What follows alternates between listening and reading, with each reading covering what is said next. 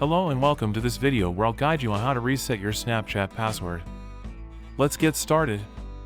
If you can't log into your account because you've forgotten the password, you have two options to reset it. Simply tap on Forgot Your Password. There are two ways to reset it, via phone or email. If you select resetting via phone, you need to enter your phone number if it's already linked to your account. Then you'll receive a code in a few seconds. Then enter this code. Finally, you are able to set your new password in the next step.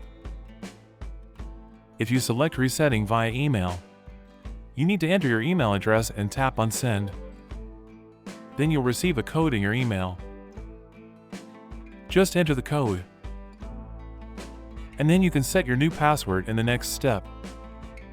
If you're already logged into Snapchat but want to change your password or perform an action requiring the password, follow these steps. First, tap on your profile picture.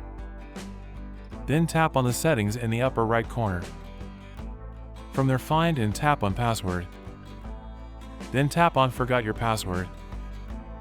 And then, like the first way, you can choose either the phone or email option. The steps are similar to the first method. And there you have it. You successfully reset your Snapchat password. Thank you for watching. Don't forget to like and subscribe for more informative videos.